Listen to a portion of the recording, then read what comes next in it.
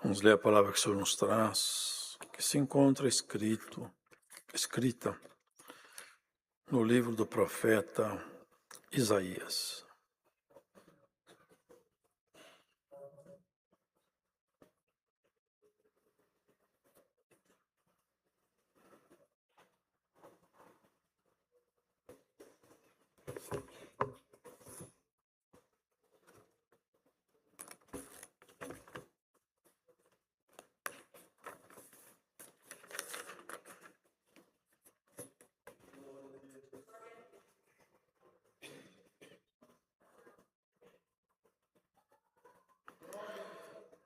Nós leremos no capítulo 9 desse livro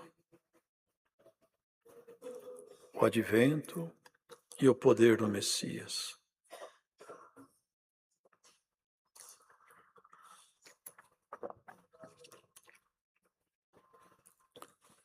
Mas a terra que foi angustiada não será entenebrecida.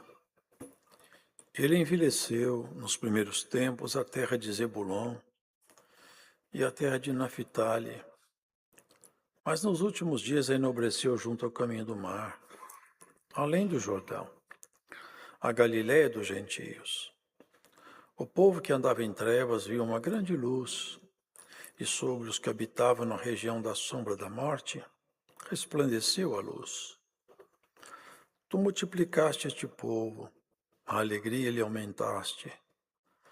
Todos se alegrarão perante ti, como se alegram na ceifa, e como exultam quando se repartem os despojos. Porque tu quebraste o jugo que pesava sobre ele, a vara que lhe feria os ombros, e o cetro do seu opressor, como no dia dos midianitas. Porque toda a armadura daqueles que pelejavam com ruído, e os vestidos que rolavam no sangue serão queimados, servirão de pasto ao fogo. Porque um menino nos nasceu, um filho se nos deu, e o principado está sobre os seus ombros. E o seu nome será Maravilhoso, Conselheiro, Deus Forte, Pai da Eternidade, Príncipe da Paz. Do incremento deste principado e da paz não haverá fim, sobre o trono de Davi e no seu reino, para o firmar e o fortificar em juízo e em justiça, desde agora para sempre. O zelo do Senhor dos Exércitos fará isto. Amém.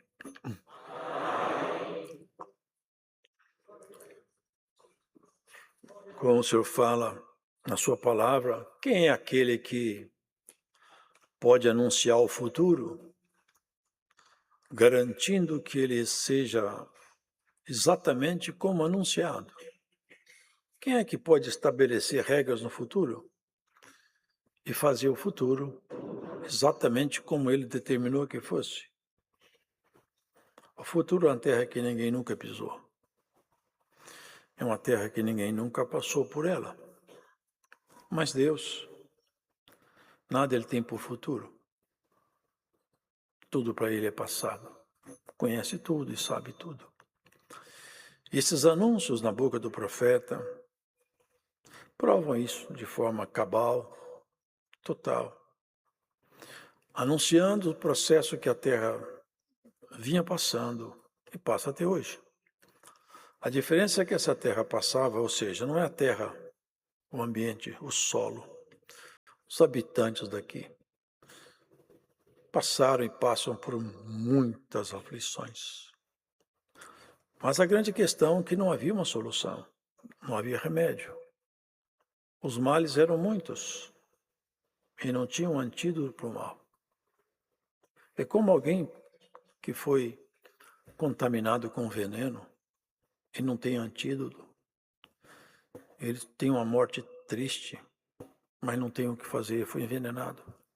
Uma serpente, por exemplo, quando ela morde alguém, uma serpente venenosa, se não entrar com antídoto, a morte acontece e acontece de uma forma bem triste. Dependendo do veneno, é o tipo da morte que a pessoa tem. mas certamente a morte virá. Exatamente isso que aconteceu. A humanidade envenenada, não com veneno de serpente, não esse animal que rasteja, uma outra serpente que envenenou o homem com o pecado. E eles estavam morrendo, não tinha saída, porque o preço de pecar é morrer. E essa terra estava angustiada, mas terra que foi angustiada, a angústia sobre a terra, não será entenebrecida. Não é o chão, não é o solo. Somos nós, os habitantes daqui. Havia um anúncio maravilhoso. Não vai ser tudo tornado trevas. Essa terra, esse povo que anda gemendo, não serão transformados em trevas. Há uma chance, há uma oportunidade, há um anúncio de alguém que caminha pelo futuro e fala como quem pode falar.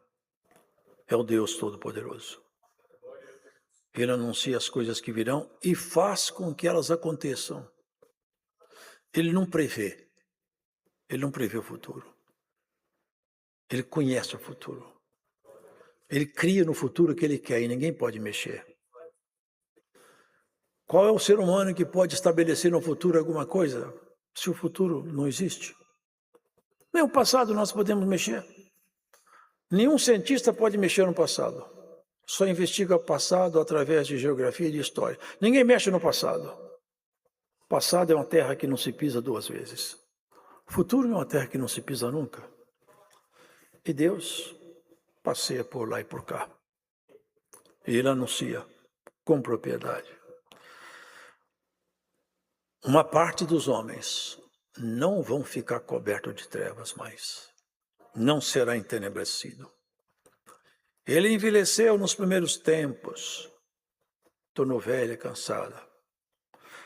Aqui fala de uma região que não tinha nenhum valor, região pobre. Mas ele fala que no final dos tempos, desse anúncio, aquela região simplesinha, pobre, ela ia ficar enobrecida, ia se tornar uma região nobre. Você sabe, quando tem um grande personagem numa cidade, aquela cidade fica famosa pela fama daquela personagem. Tem muitas pessoas que vêm de uma cidadezinha simples, mas a fama dele sobrepuja a cidade. E quando fala na cidade, fala dele, quando fala dele, fala na cidade, o nome dele vai até a cidade para dar honra. E aqui falou o Senhor que essa região aqui desprezível, a Galiléia dos gentios, aqui alguém surgiria para dar honra nessa região. E essa honra ninguém pode mais tirar. É aquele que o anúncio dele é muito maravilhoso demais. Mas nos últimos a enobreceu junto ao caminho do mar, além do Jordão, a Galiléia dos gentios. Vocês percebem que o profeta está falando, mas não por ele, que ele não tinha competência para isso, ninguém tem. Ele falava com o Espírito de Deus nele. Portanto, era o Espírito de Deus que redigia em Isaías. Olha o que ele fala. O povo que andava em trevas viu uma grande luz. Não é que o sol se apagou. A treva espiritual dominou a humanidade. E Isaías, pelo Espírito Santo, ele falava como se já tivesse acontecido. O povo que andava na escuridão, ele viu uma luz brilhar. Uma grande luz brilhou. E sobre os que habitavam na região da sombra da morte, resplandeceu a luz. A sombra da morte. A morte faz sombra. Ela tira o brilho, tira o sol. A morte faz sombra. E é uma sombra pesada. E aqui nós vemos o poder de Deus de estabelecer no futuro os seus projetos infalíveis. Estava escrito. Ninguém impediu. Estava registrado. Nenhuma hoste do mal foi competente para anular o projeto de Deus. Tentou, mas não conseguiu. Porque Tu multiplicaste este povo, a alegria lhe aumentaste. Todos se alegrarão perante ti, como se alegram na ceifa, e como exultam quando se reparte os despojos. Ele estava falando de quem iria conhecer o motivo da alegria. Alguém que faria fama. O nome dele é Jesus. Famoso no céu, famoso entre nós, famoso no meio das trevas. Lá todos os demônios têm medo dele. Muitos homens não ligam para o nome dele ainda. Mas no dia do Senhor, todo ser humano vai se ajoelhar diante de Jesus e não vai abrir a boca, de cabeça baixa, vai escutar sua sentença. Os demônios tremem de medo, porque eles sabem que esse dia vem se aproximando. Está escrito, saber que há um só Deus, até os demônios sabem e estremecem. Eles têm medo desse dia e desse Senhor anunciado. Multiplicaste a alegria daquele povo, não dos sábios, não dos reis, daquele povo simples que estava cansado de sofrer, de chorar, dos endemoniados, dos doentes, dos desprezados, dos pobres, dos abandonados. Aonde Jesus passava, ele sempre agregava uma multidão. Parte dessa multidão queria só alimento, parte dela gostava de Jesus. Que sejamos nós parte dessa segunda que gosta de Jesus. Tem pessoas que só querem o Senhor para a bênção. Se tem prova, o Senhor não está na vida dele, nega o Senhor, nega tudo. Mas o Senhor, ele falou, se alguém me negar aqui, eu nego ele diante dos anjos. Nós ficamos firmes no Senhor, sofrendo ou alegrando, desempregado ou empregado, doente ou com saúde, muitas vezes perdendo, não tem problema, seguimos com o Senhor, está dentro do que foi acordado conosco. Tu quebraste o jugo que pesava sobre ele, sobre esse povo. Sabe o que é o jugo? Nunca leram em Salmo? Não permitirás que o cetro da iniquidade permaneça sobre a sorte do justo. O jugo, nesse caso aqui, é como se fosse uma canga que prende dois bois. Aqui o jugo que estava sobre ele, sobre esse povo, era o inimigo de um lado e o povo do outro, arrastado por ele. O Senhor Jesus veio, olha o que fala aqui. Tu quebraste o jugo, quebrou esse jugo, tirou esse povo dessa conexão com as trevas, com o inimigo. E ele colocou em você e em mim outro jugo. Tomai sobre vós o meu fardo que é leve e o meu jugo que é suave. Como o Senhor deu para o irmão um tempo. O jugo põe a dois animais da mesma estatura ligado para andar juntos. Esse é o jugo que estava sobre o ser humano e está até hoje sobre a humanidade. É o inimigo de um lado e o ser humano do outro, arrastado pelo pecado, por toda sorte de miséria. Mas Jesus quebrou esse jugo de sobre nós e nos prendeu em outro jugo suave. Nos amarrou com a corda chamada suavidade. E agora nós andamos com o Senhor preso nesse jugo maravilhoso. Um jugo que é suave para nós. Esse anúncio, irmãos, é muito bonito. Um menino nos nasceu. Olha aqui. O futuro aberto como se fosse um passado. Não fala que vai nascer. Nasceu. É um fato, ele viu. O Espírito de Deus mostrou para ele. Um menino nos nasceu. Um filho se nos deu. E o principado está sobre os seus ombros. O principado é uma região administrada por um príncipe, não é? Também é um símbolo de autoridade e hierarquia. Ele traz, e ele tem um principado. E você está dentro do principado desse bendito Senhor. Glórias ao Senhor que nos colocou junto dele. E fala sobre os seus nomes, e são vários nomes, que não é um nome de registro. É um nome de característica, de virtude, de natureza espiritual. Seu nome será maravilhoso. Maravilhoso é alguma coisa extraordinária, que excede tudo que nós conhecemos foge da regra, foge do dia a dia, foge do comum. E ninguém como Jesus, ninguém é maravilhoso como ele. Até seu nascimento é maravilhoso. Quando uma camponesinha, uma moça simples, no cair da tarde, recebeu a visita de um varão que ela não conhecia e falou com ela: salve, agraciado, o Senhor é contigo. Olha, e ela ficou pensando, que saudação é essa? E ele falou, se identificou para ela, porque os anjos não se identificam, mas a missão era tão grande, tão nobre, que ele pôs a credencial dele. Eu sou Gabriel que assisto diante do Senhor. Eu tenho uma notícia para te passar. Você vai ficar grávida. E vai nascer um filho de você. Um anjo veio anunciar a gravidez de uma camponesa que não vivia com o marido. Era casada assim, dada por promessa, mas não coabitavam juntos. Ela falou, mas escuta, eu não sou casado de verdade com ele. Eu não tenho como ter um filho, porque nós não temos convívio de marido e mulher. Assim, olha, como que vai acontecer isso? O Espírito Santo vai descer em você. Que maravilhoso, né, irmão? E a virtude do Altíssimo vai te cobrir com sua sombra. E você vai ser gerado em você um filho. E ele será chamado Filho de Deus. Que coisa maravilhosa. Essa moça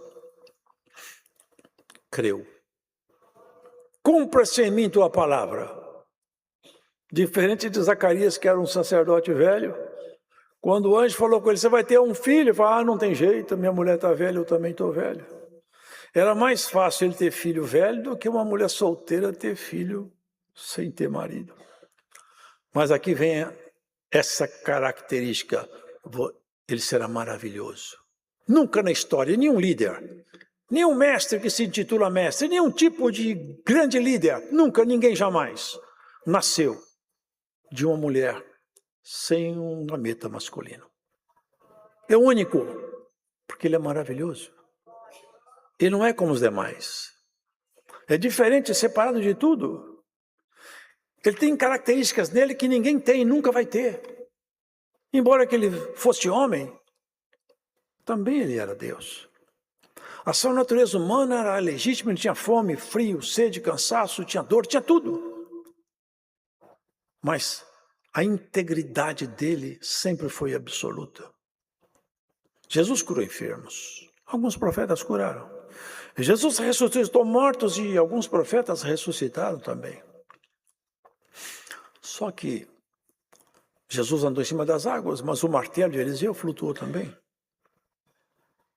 Mas tem uma coisa em Jesus que ninguém nunca fez. Porque ele é maravilhoso.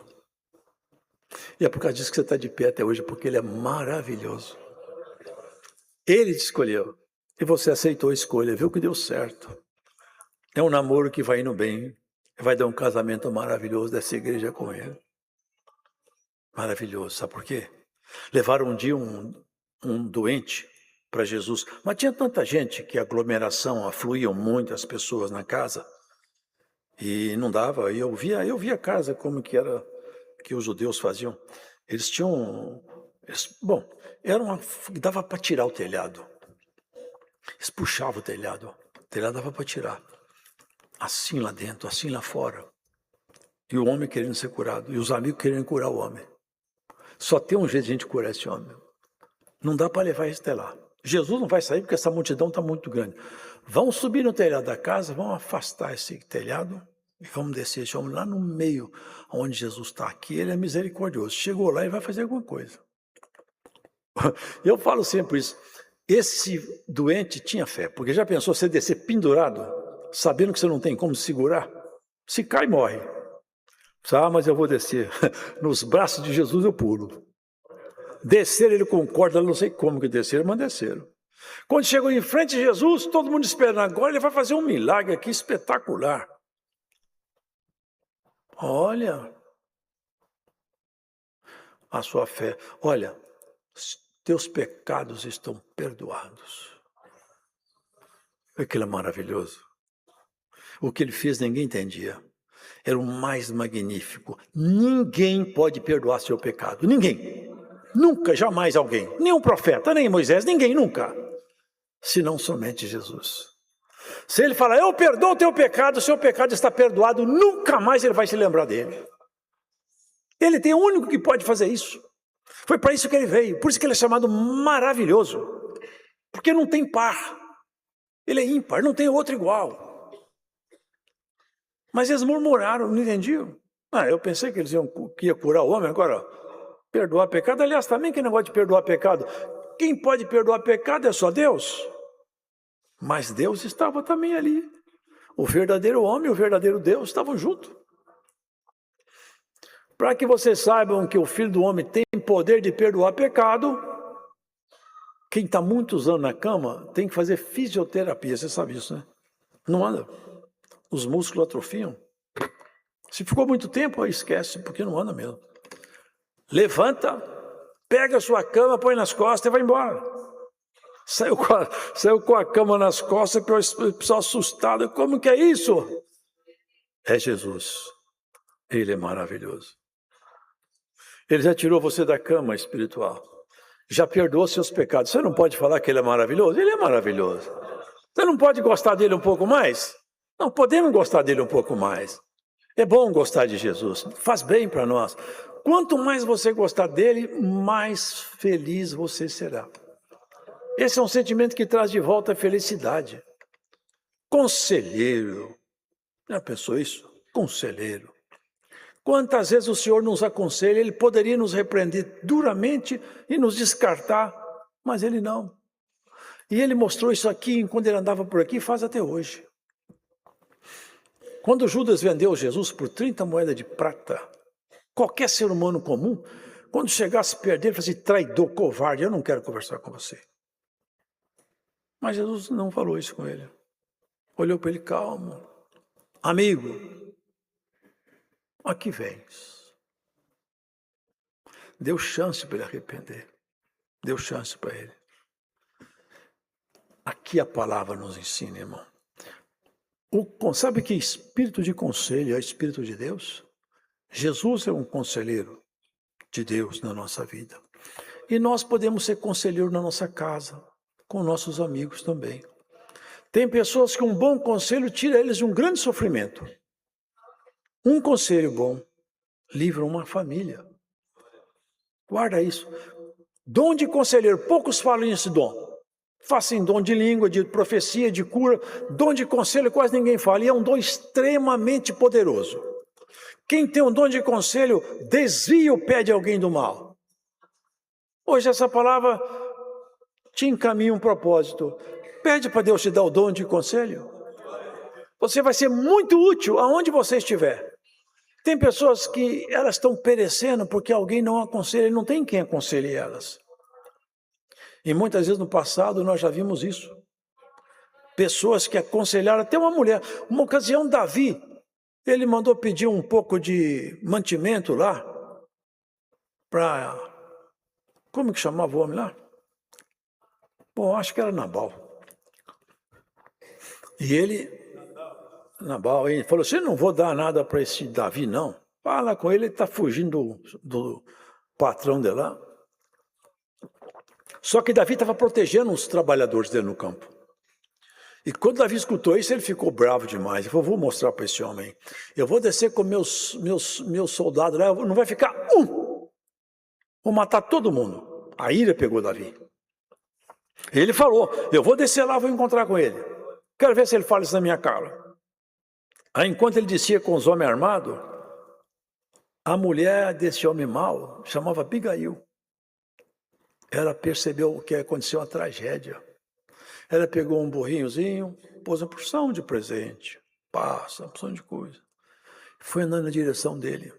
Ao invés de Davi encontrar com um soldado armado, ele encontrou com uma mulherzinha desarmada, que falou com ele, meu senhor, não vai atrapalhar toda a sua fama, não vai manchar seu nome. Eis aqui as dádivas. O nome dele fala quem ele é um homem complicado, mas não faça nada disso. Leva as oferendas, as dádivas. Ó mulher, o teu conselho me livrou de fazer um grande mal. Eu evitei de fazer uma desgraça, eu dou graças a ti, que você me tirou de um caminho de um grande tropeço. Que a palavra de Deus, penetrando em ti, te deu o dom de conselho.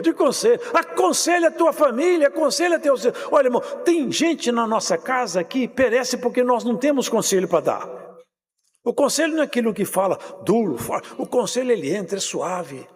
Ele cala fundo na alma. E esse homem morreu. Deus ficou bravo com ele. Deus mesmo matou ele, não precisou Davi matar. E essa conselheira...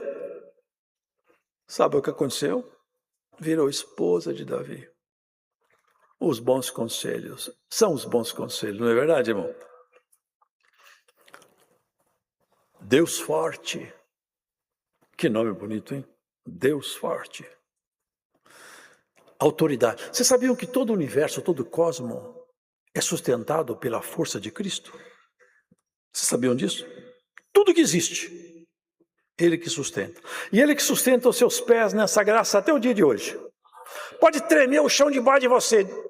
Não vai te acontecer dano profundo. Porque danos profundos não acontecem com quem anda com Jesus. Grandes males não virão, não será, está escrito, o justo não será grandemente abalado. Grandes abalos não virão em você. Os abalos, o chão pode tremer embaixo. Mas em cima a sua casa não vai cair. Essa é a proposta do Senhor. É um Deus forte, autoridade absoluta. E a fortaleza dele se mostra em coisas tão simples. Quando cercaram Jesus lá para prendê-lo, estavam os seus discípulos e ele. Sucedeu assim. Eles queriam pegar Jesus, chegaram com arma, que estava de noite, com aquele achote, que era uma espécie de uma chama acesa no azeite, e com espada, foi um exército lá para pegar, como se fosse caçar mesmo um bicho bravo. Estava Jesus calmo. Vocês estão procurando quem? Olha, nós estamos querendo achar Jesus. Se vocês querem Jesus, deixe meus amigos, já interferiu em favor dele, deixe meus amigos quietos, o assunto é comigo. Jesus, sou eu. Caiu todo mundo no chão. Não ficou um de pé. Espada para um lado, lança para o outro. Caiu todo mundo no chão. Porque é um Deus forte. Glórias a Jesus. O teu inimigo muitas vezes caiu e vai cair outra vez na tua vida. Guarda isso aqui. Ele sempre cairá. Não prevalecerá na tua vida. Na nossa história, ele não vai prevalecer. Porque o nosso Deus é Deus forte. Cristo é o Deus forte na nossa história. Pai da eternidade. Que palavra, hein? Pai da eternidade. Quanto tempo dura uma eternidade? Ele que gerou. Ele que fez. Ele é o Criador. De eternidade em eternidade eu sou Deus. Ele é o Criador. O Verbo Criador. No princípio era o Verbo, era Cristo, era a boca de Deus chamada Cristo falando. É o Verbo falando, poderoso, que faz tudo. Príncipe da paz. Você sabe que um dos significados da palavra príncipe é o primogênito filho de um rei? É um dos nomes. Príncipe, um dos significados é esse. O primeiro filho de um rei. E aqui tem uma palavra bonita. Porque nunca aqui na terra nasceu um filho de Deus. Só Jesus. É tanto que Gabriel falou, o santo que em ti há de ser gerado será chamado Filho de Deus, Filho do Altíssimo. Ele é o único Filho de Deus, por natureza. E ele se intitulava Filho de Homem muitas vezes, se misturando conosco. E outras vezes falava, Deus é meu Pai. Mas ele, quando se reportava a si mesmo, para nos representar, ele falava, eis aqui o Filho do Homem, se fez homem como nós, e nos fará semelhante a ele, no grande dia que virá. E bem-aventurado é aquele que perseverar até o fim, porque seremos nós semelhantes a Cristo em glória, não com um corpo rasgado de cravo, mas com glória plena e total, e nós vamos vivenciar a glória que está lá reservada para nós, num templo que não se pode mais destruir. Do incremento deste principado e da paz não haverá fim. Então, esse principado, Cristo tem esse principado aqui que é a igreja, vai aumentar o povo que ele chama, e da paz não haverá fim. A paz de Deus na sua vida não terá fim. Sempre teremos paz com Deus. E chegaremos no reino pacificados com Deus. Quem está em pecado não está em paz, está em guerra. E vai chegar lá numa turbulência feia. Mas a nossa rota não é de colisão. A nós uma palavra boa nos aguarda, que está escrita. Vinde, benditos de meu Pai, possuir a herança que estávamos preparada desde antes da fundação do mundo. Antes de Deus fundar esse mundo, ele já tinha um projeto. Deus não improvisa, o homem improvisa. Tremeu a terra, a coluna está com problema, vou improvisar uma solução. Deus não. Deus, todos os planos dele são planos definitivos, ele não improvisa nada. Ele já deixou tudo preparado. Antes de você nascer, a guerra começar, ele já tinha tudo preparado. Cabendo a nós fazer escolhas, e ele sabe todas as escolhas que faremos. Nem por isso nós deixaremos de fazer escolhas. E esse é sobre o trono de Davi. Ainda estão esperando o trono de Davi se levantar um rei e fazer um grande reinado. Mas no trono de Davi, está escrito em Atos, eu reedificarei os altares do trono de Davi que estava caído. Foi reedificado o altar do trono de Davi. Quem reedificou foi Cristo. E ele está dentro do seu coração. Ele não vai reedificar outra vez. Não vai vir um grande rei como Davi. Cristo reina, ele sempre reinará. Jó, lá atrás, ele falou, meu Redentor vive. E o nosso Redentor vive e reina nesse principado. Esse é o povo que ele escolheu. Esse é o povo que ele governa como príncipe, como primogênito filho do grande rei eterno. E nos deu esse direito também. Fomos adotados no sangue dele. Não teríamos nenhuma chance de sermos participantes do céu. Mas na adoção do sangue de Jesus, ele escreveu com letra de sangue a nossa adoção. Ele falou isso quando ele instaurou a primeira Santa Ceia. Esse cálice é o Novo Testamento no meu sangue que é derramado por vós. O Novo Testamento que redigiu uma herança para nós na cruz, nos tornando filhos de Deus na adoção de Jesus. Somos filhos adotivos, e teremos direito de tudo. O filho adotivo tem todo o direito que um filho biológico tem, de acordo com o que está redigido no Testamento. E para nós foi dado o direito, nós vamos ter todas as prerrogativas como filho legítimo de Deus. Vivenciaremos as excelências de Deus num reinado que nunca mais terá fim. E esse reinado aqui vai incrementar, aumentar. Ainda que o número não seja grande, haverá incremento de virtude, de qualidades, de dons, de excelência de Deus. Até que o dia do Senhor chegue e a trombeta toque. E nós vamos para a nossa casa. Esse é o dia que nós esperamos. Todo dia nós temos que pensar. Os judeus passaram 1800 e quase 1900 anos falando assim. Esse ano aqui, o ano que vem em Jerusalém. Mas gastaram quase 1900 anos esperando Jerusalém para habitar. Mas eles falavam. É uma frase famosa deles. Se eu me esquecer de ti, Jerusalém, que minha língua se apega ao meu paladar e que minha destra se esqueça da sua destreza. Se eu me esquecer de ti, Jerusalém, como meu bem maior. Assim somos nós. Se nós nos esquecermos da nossa cidade, que a nossa língua se apegue ao paladar. Hoje aqui, o ano que vem em Jerusalém. Se demorar mais, nós vamos encontrar em Jerusalém. Não nessa de baixo, naquela de cima. E lá vai ser uma festa muito boa, hein? Que esse povo que andou por aqui vai estar todo mundo junto. Eu sempre penso nisso. Como que vai ser bonito encontrar esses homens? Isaías, né?